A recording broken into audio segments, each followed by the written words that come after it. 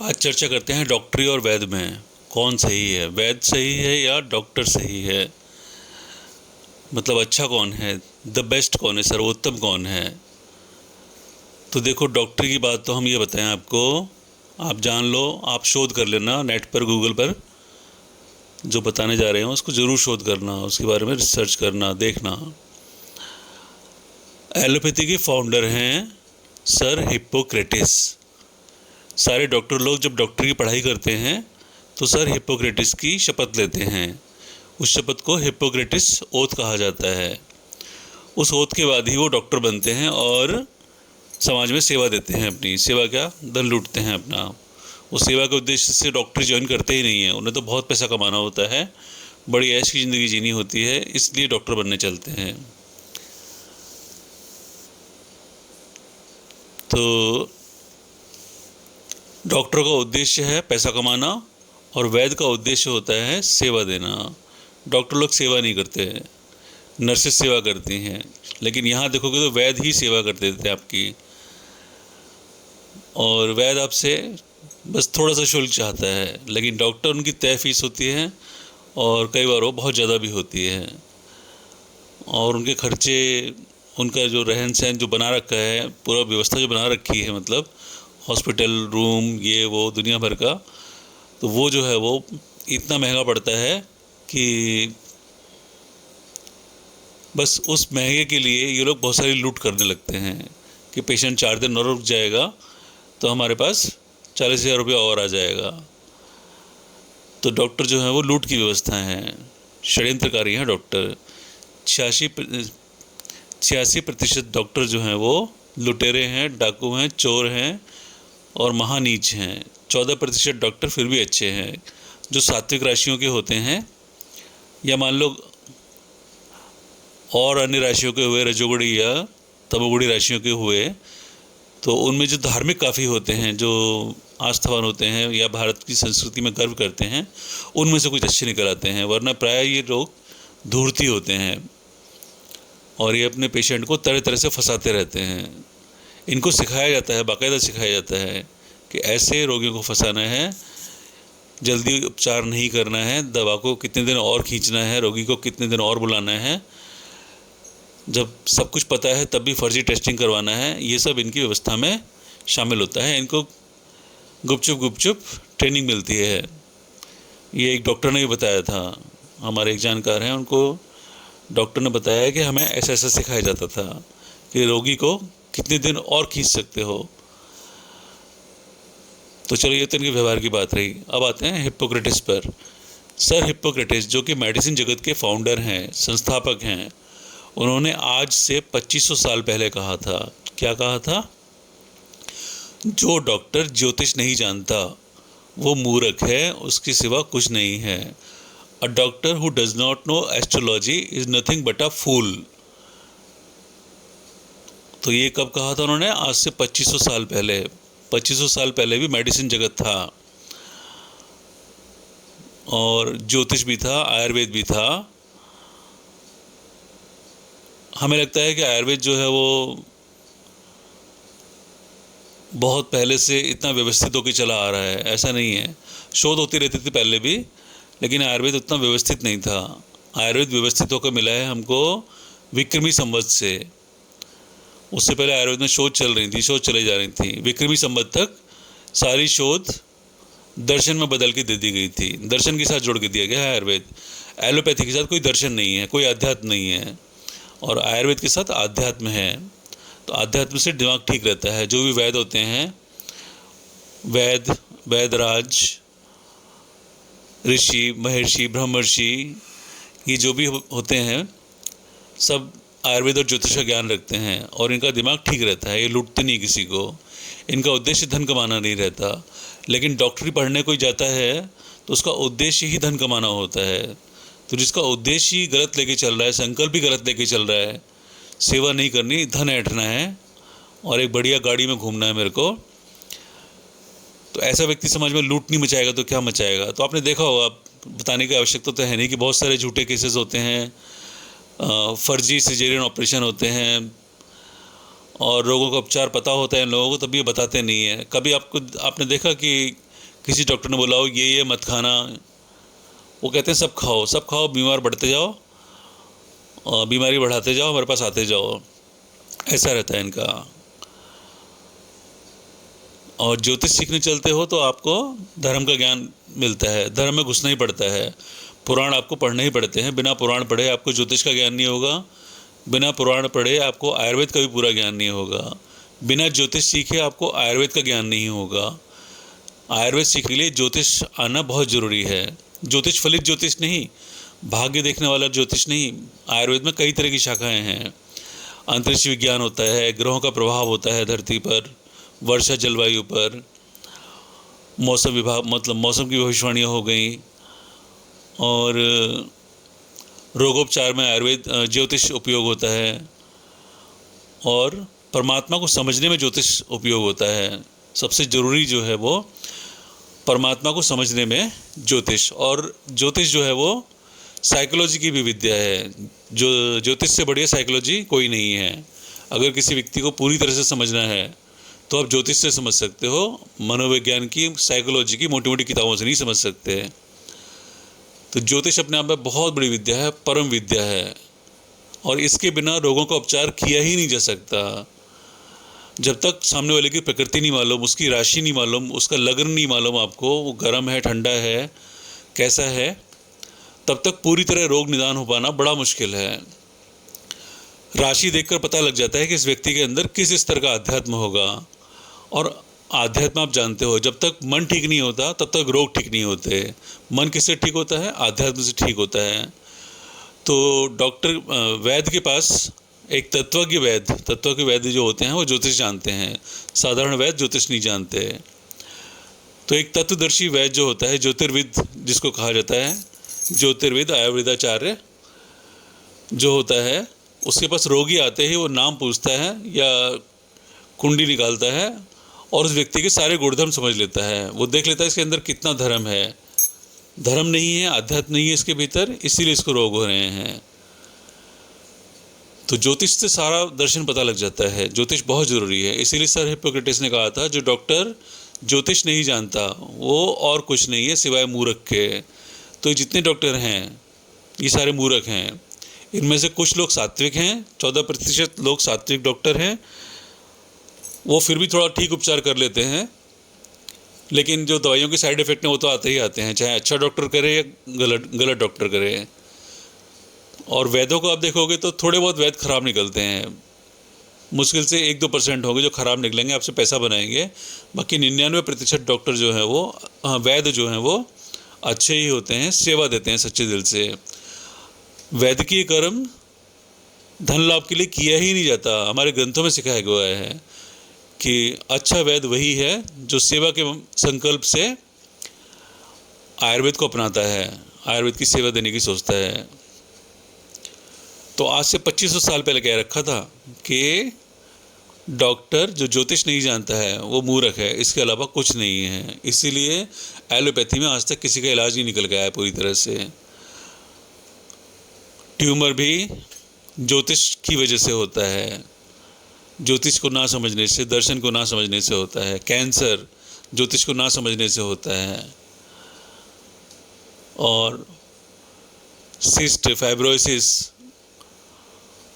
जो लेडीज़ में आजकल काफ़ी आम बीमारियां हो गई हैं, तो ये भी ज्योतिष के कारण होता है, ज्योतिष को ना समझने के कारण होता है, आध्यात्म की कमी के कारण होता है। आध्यात्म की कमी क्या है? आयुर्वेद का ना आना और ज्योतिष दर्शन का ना आना। ज्योतिष दर्शन सीखने चलते हो तो आपको धर्म का सबसे सर्वोत्तम ज्ञान प्राप्त होता है। बाकी आप वेद पढ़ लो, एक आध पुराण पढ़ लो, इससे पूरा ज्ञान नहीं होता। लेकिन जब आप ज्योतिष को दर्शन के लिए समझते हैं तो आपको सारे रोगों का, संसार के सारे तरह के रोगों का ज्ञान हो जाता है। ज्योतिष सबसे बड़ी विद्या है धरती की, और ये अभियंताओं का अध्यात्म है। हर इंजीनियर को ज्योतिष को अवश्य सीखना है। और किस लिए? दर्शन के लिए, किसी का भाग्य देखने के लिए नहीं, किसी का भाग्य देखकर पैसा बनाने के लिए नहीं। कोई बहुत ही मरा गिरा हो, बहुत परेशान हो, तब उसको देख दो कुंडली वगैरह, वरना कुंडली प्रैक्टिस नहीं करनी होती। ये दर्शन कहता है हमारा। जो कुंडली प्रैक्टिस की तरफ जाते हैं, लोगों को भाग्य विधाता बनने की कोशिश करते हैं, आ तेरा भाग्य सुधार दूँ, उनका जीवन बर्बाद हो जाता है। पैसा भले ही थोड़ा बहुत कमा लेते हैं वो लोग ज्योतिष से, लेकिन वो विद्या का भी नाश करते हैं, सारी व्यवस्था का नाश कर देते हैं। ऐसे ज्योतिषियों के पास नहीं जाना चाहिए जो आपके सरकारी नौकरी कब लगेगी बताते हैं, या विदेश यात्रा कब होगी कब ये बताते हैं, या आपके वाहन सुख कब आएगा, ऐसी बातें जो बताते रहते हैं फालतू की, जिनसे दिमाग और ख़राब होता है।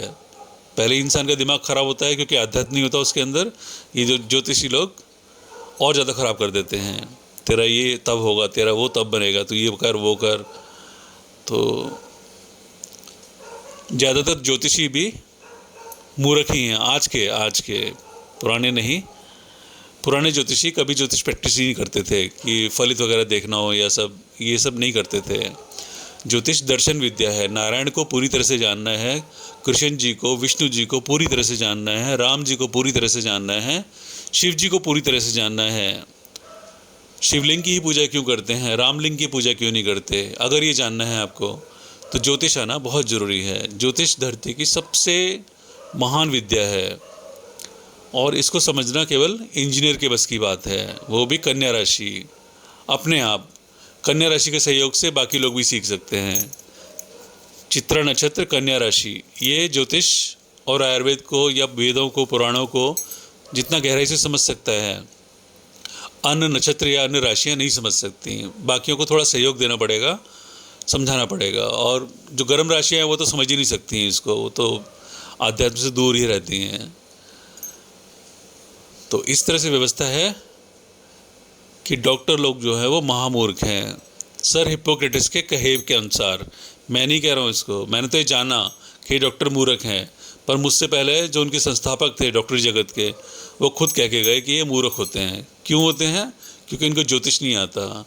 2018 में मुझे पता लग गया था, जब मैं उड़ीसा में था तो मुझे पता लग गया था कि बहुत सारे रोग जो हैं, बहुत सारे रोग ज्योतिष से चुटकियों में ठीक किए जा सकते हैं।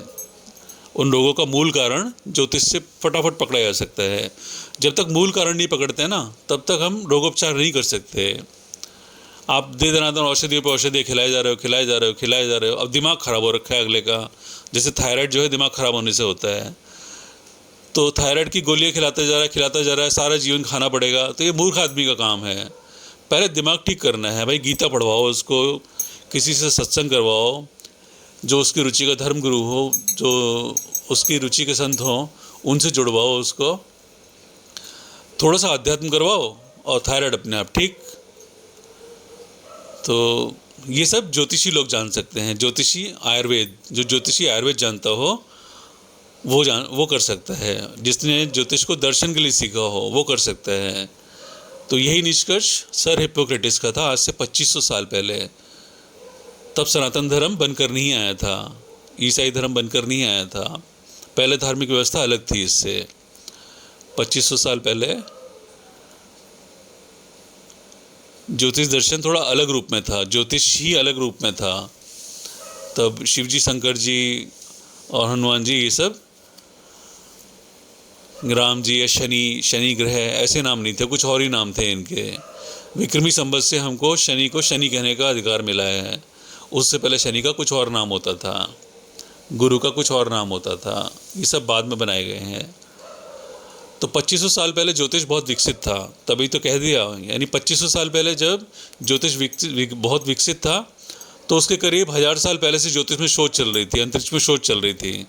यानी आज से 4-5 हज़ार साल पहले अच्छा खासा हमारे पास नासा भी भारत का बनाया हुआ है। नासा जैसे शोध स्थल थे, रिसर्च सेंटर थे, अंतरिक्ष में स्टेशन हुआ करते थे। अब थोड़ा सा और इसमें रहस्य है, फिर वो विषय से हट जाएंगे। हमारा उद्देश्य केवल यही बताना था कि आयुर्वेद सीखो। आयुर्वेद जब सीखने चलोगे तो थोड़ा आपको ज्योतिष सीखना पड़ेगा। हम आपको सहयोग देंगे, आपको लूटेंगे नहीं। एक डॉक्टर बनने में कितना लगता है? 60 लाख रुपए लगता है, 70 लाख रुपए लगता है, 1 करोड़ रुपए लगता है। हम आपको 14,000 रुपये में 3 साल में सारा दर्शन सिखा देंगे। आपको वो वैद्य बना देंगे जो सामने वाले की चाल देखकर, वाणी देखकर बता देगा कि इसको किस तरह के रोग हो सकते हैं। वाणी से पता लग जाता है कौन सी राशि है और किस तरह के रोग हैं। काफ़ी हद तक, मतलब अगर साथ रहने लोगों और राशि न पता हो तो इतना तक हो जाता है। ज्योतिष सच में बहुत बहुत आनंददायक और बहुत ही बड़ी महान विद्या है। हर इंजीनियर को, हर अभियंता को सीखना चाहिए। इंजीनियर नहीं सीख सकता। इंजीनियर में जो है लॉजिक नहीं होता, अभियंता में तर्क होता है। जिसमें लॉजिक होता है वो खुद भटका होता है, क्योंकि लॉजिक की स्पेलिंग ही गोलमाल है। LOGIC, सी से सा भी होता है, सी से का भी होता है, जी से जा भी होता है, जी से गा भी होता है। तो लॉजिस बोलेंगे या लॉगिक बोलेंगे, अंग्रेजी में यही तय नहीं है भाई, तय नहीं है। अभी देखो शेड्यूल था, शेड्यूल अब स्केड्यूल हो गया ना। अभी आप देखोगे लॉजिक भी जो है ना लॉजिस हो जाएगा या लॉगिक हो जाएगा। तो इनका कोई भरोसा नहीं है कब क्या बोलने लग जाएं। आपको इनके पीछे नहीं चलना। आयुर्वेद सीखो, घर में आयुर्वेद ग्रंथ होना चाहिए। हमारा ज्योतिष दर्शन कहता है, ज्योतिष का जो पहला नियम निकल के आता है दर्शन में अगर समझो, तो वो कहता है सबसे पहले आयुर्वेद ग्रंथ लेके आओ अपने घर में। जिस घर में आयुर्वेद ग्रंथ है वो महाज्ञानी का घर है, और जिस घर में आयुर्वेद ग्रंथ नहीं है वो महाभूरक का घर है। तो पतंजलि आयुर्वेद की 2 पुस्तकें ले आओ। हम आपको एक छोटा वैद्य बनाएंगे। पहले छोटा वैद्य, पहले तो छोटे वैद्य बनोगे ना, फिर अगर रुचि हो तो बड़े वैद्य बन जाना। किसी संस्थान से जुड़ के, किसी रिसर्च इंस्टीट्यूट से जुड़ के बड़े वैद्य बन जाना। पहले छोटे बनो। छोटे बनने के लिए, छोटा वैद्य बनने के लिए आपको पतंजलि आयुर्वेद की जड़ी बूटी रहस्य जो 400 रुपये की आती है, एक ये पुस्तक लेनी है, और दूसरी आयुर्वेद सिद्धांत रहस्य, ये लगभग 200 रुपये की आती है। तो लगभग 600 साढ़े 600 की 2 पुस्तकें खरीदनी है आपको, और आयुर्वेद की साधना करनी है। आयुर्वेद सबको सीखना है। पहले जितने भी पढ़े लिखे लोग होते थे, जो समझदार लोग होते थे, वो आयुर्वेद अवश्य सीखते थे, क्योंकि बिना आयुर्वेद समझे, बिना इसके सिद्धांत समझे आप इस विद्या का उपयोग नहीं कर सकते। आज बहुत लोग आयुर्वेद उपयोग कर रहे हैं, लेकिन किसी को लाभ नहीं हो रहा है। क्यों? क्योंकि उनको सिद्धांत नहीं पता। जब तक सिद्धांत नहीं पता है उनको, ज्योतिष का थोड़ा सा दर्शन नहीं पता उनको, तब तक वो ठीक होने वाले नहीं हैं। राशि के कुछ गुणदोष होते हैं, वो राशि के गुणदोष ज्योतिष से समझकर तोड़ने होते हैं, तब आयुर्वेद पूरी तरह से चढ़ता है आपके ऊपर में। नहीं तो दवा खाए जा रहे हो और मन से गलती करे जा रहे हो। मन की गलती ज्योतिष से पता लगती है और तब ठीक होती है। इसीलिए तो रोग ठीक नहीं कर पा रहे एलोपैथी वाले। इनके पास किसी भी रोग का इलाज नहीं बन पाया। क्यों? क्योंकि ये मूर्ख हैं, महामूर्ख हैं। इनको ज्योतिष दर्शन नहीं पता अभी तक, ना इन्होंने सीखा ना ये जाना। हिप्पोक्रेटिस ने कह रखा है, खुले कह रखा है। आप जो है नेट से गूगल करके देख लो, Hippocrates said that a doctor is a fool who does not know astrology. ऐसा लिख के देखना और आपको गूगल उनके वर्डिंग दिखा देगा लिखे हुए। तो मैं नहीं कह रहा हूँ, ये इनके फाउंडर कह रहे हैं, एलोपैथी के फाउंडर कह रहे हैं कि डॉक्टर जो है वो मूर्ख इंसान है। जिसको ज्योतिष नहीं आता और वो डॉक्टर बन रहा है, कहलवा रहा है, वो मूर्ख इंसान है और कुछ नहीं है इसके अलावा। तो बहुत थोड़े से डॉक्टर ही अच्छे डॉक्टर हैं। हमारे घर के पास भी हैं एक नरेश कपूर, अच्छे डॉक्टर हैं काफ़ी। ना पैसा लूटते, ना ज़्यादा लोभ लालच करते। लेकिन ज़्यादातर डॉक्टर ऐसे नहीं हैं, वो लूटते हैं, सिर्फ लूटते हैं और कुछ नहीं है। वो आपको सदा के लिए रोगी बनाना चाहते हैं। बस बीपी की गोली है तो ये नहीं कि बीपी का कारण बता दें और आप उसका निवारण कर लो और चैन से जी लो। ये किसी चीज़ का इलाज नहीं बताते, ये आपको रोगी बना के रखे रहते हैं। थायराइड हो गया तो थायराइड की गोली खाते ही रहना है आपको। अरे थायराइड 6 महीने में पूरी तरह से ठीक हो जाता है, बस थोड़ा सा कुछ करना पड़ता है। उसके लिए आपको सही वैद्य, सही ज्योतिषी से मिलना होगा। ज्योतिषी सनातन धर्म का संस्थापक होता है और रक्षक होता है, संस्कृति का प्रचारक होता है। ज्योतिषी ही सारे धर्मों का सार जानता है। दर्शन ज्योतिषी जो होता है, जो ज्योतिष को दर्शन के लिए उपयोग करता है, वो सारे धर्मों का सार जानता है। उसे पता होता है कि सनातन भी हमने बनाया, इस्लाम भी हमने बनाया, ईसाई धर्म भी हमने बनाया, सिख धर्म भी हमने बनाया, सब पता होता है उसको। पारसी धर्म भी हमने बना के दिया, यहूदी धर्म जो भी है, बुद्ध धर्म भी हमने बना के दिया, ज्योतिष ने बना के दिया। सारे धर्मों की रचना जो है ज्योतिष के आधार पर की गई है। और ज्योतिष ताप पर चलता है, टेम्परेचर पर चलता है। टेम्परेचर का अगर आपको सेंस है, ताप की प्रति आपकी इंद्रियां जो हैं बड़ी संवेदनशील हैं, तो आप ज्योतिष सीख सकते हो। और आयुर्वेद भी ताप पर काम करता है। ताप से ही तो वात पित्त कफ उत्पन्न होते हैं। ताप कम हो जाता है तो कफ बढ़ जाता है, ताप बढ़ा देते हैं तो कफ कम हो जाता है, पित्त बढ़ जाता है, और ताप और बढ़ जाए तो बहुत वायु बढ़ जाती है। अगर ताप बहुत ज़्यादा गिर जाए तब भी वायु बढ़ जाती है। तो सारा ताप पर निर्भर है। तो ये सब समझ जिनको होती नहीं है, ना ये कभी जान सकते ना सीख सकते, और अंग्रेजी मानसिकता है इनकी, तो ये धर्मग्रंथ छू भी नहीं सकते। इन लोगों को धर्मग्रंथ के नाम से उल्टी आती है। कुछ एक डॉक्टर होंगे जो थोड़ा बहुत गीता पढ़ लेते हैं, गीता में इनकी रुचि रहती है। ज़्यादातर जो पढ़े लिखे साइंस के लोग होते हैं ना, वो ज़्यादा से ज़्यादा गीता छुपाते हैं, उसके बाद वो पुराणों में घुस ही नहीं पाते, क्योंकि पुराण जो है बहुत जटिल व्यवस्था है, बड़े अजीब से हैं, और इनको समझाने वाला भारत में हमारे सिवा कोई दिखता नहीं है। कोई थोड़ा बहुत समझा देगा तो समझा देगा, लेकिन पूरी तरह जो है समझाना, अगर इसका जो वास्तविक दर्शन है पुराणों का, वो हमारे सिवा आपको कोई नहीं दे सकता। तो हमसे जुड़िए। और आप ये जान गए ना कि डॉक्टर लोग मूर्ख होते हैं। हमने इसमें वो चित्र डाला है जो बताता है कि डॉक्टर मूर्ख होते हैं। तो इन मूर्खों को पता लगे कि तुम मूर्ख हो, इसलिए इस वीडियो को भेजते जाना, आगे भेजते जाना। जैसे जैसे आप भेजोगे डॉक्टरी जगत जाता जाएगा और आयुर्वेद उठता आएगा, क्योंकि हम इसमें आयुर्वेद का प्रचार कर रहे हैं। हम कह रहे हैं कि आयुर्वेद बहुत ज़रूरी है हर पढ़े लिखे व्यक्ति को, और साइंस साइड वाले को तो अवश्य ही अवश्य। जो जिसने विज्ञान पढ़ा है और आयुर्वेद नहीं पढ़ा है तो वो मूर्ख है। जिसने आयुर्वेद नहीं पढ़ा वो तो मूर्ख है ही है। बहुत सारे लोग नहीं सीख सकते, आर्ट साइड वाले बहुत सारे लोग आयुर्वेद नहीं सीख सकते, या किसी किसी की अलग विषय में रुचि होती है तो आयुर्वेद नहीं सीख पाता वो। लेकिन बिल्कुल ही इच्छा ना रखना सीखने की, ये तो परम मूर्खता है। तो मूर्ख मत बनो। आयुर्वेद की 2 पुस्तकें लाओ जो बताई हुई हैं, और ज्योतिष दर्शन सीखो। हम बहुत सरलता से सिखाते हैं। ज्योतिष को सीखना बहुत जटिल है, लेकिन हम आपका समझना बहुत सरल कर देंगे, आयुर्वेद का भी और ज्योतिष का भी। हमसे जुड़ो, 3 साल के अंदर हम सारा दर्शन उतार देंगे आपके भीतर। और अभी डॉक्टरी व्यवस्था जाने वाली है, अंग्रेजी शिक्षा भी जा रही है, संस्कृत आ रही है। आपको पता लग गया होगा, योगी जी ने भी संस्कृत का अनाउंस कर दिया, घोषणा कर दी, संस्कृत के लिए सेवा बढ़ा दी उन्होंने। 7 साल के अंदर पूरी अंग्रेजी चली जाएगी भारत से, और डॉक्टरी व्यवस्था भी पूरी तरह नष्ट हो जाएगी। या तो ये डॉक्टर वैद्य बन जाएंगे, अगर वैद्य नहीं बनेंगे तो ये चने बेचेंगे, और वैद्यों का ज़माना आने वाला है। तो आप लोग वैद्य बनने के लिए प्रस्तुत होइए। समाज में सेवा देने की जिनकी इच्छा है, वैद्य बनकर वो हमारे सामने आए, हम उनको सिखाएंगे। ऑनलाइन सिखाएंगे, फिर घर बुला के भी सिखाएंगे। जैसे जैसे व्यवस्था बनती जाएगी हमारे पास में, हम अपने पास बुलाकर भी सिखाएंगे। और व्यवस्था बनी तो हम शोध केंद्र खोल देंगे आयुर्वेद का बहुत बड़ा, आयुर्वेद और ज्योतिष का। ज्योतिष और आयुर्वेद के लिए जयपुर में 15 डॉक्टरों की एक टीम बनाकर एक हॉस्पिटल बनाया गया था। मैंने 2018 में न्यूज़ पढ़ी थी, वो काम चल रहा होगा वहाँ पर। तो हम भी शोध केंद्र बनाएंगे। हमारी शोध आप देखोगे, सुनोगे, समझोगे जब, तो आश्चर्यचकित रह जाओगे कि सनातन कितना गहरा है। सनातन सारे संसार का बाप है, पहले भी था, बीच में भी था, आज भी है, आगे भी रहेगा। आपको पता नहीं है, धरती पर सनातन ही छाया हुआ है।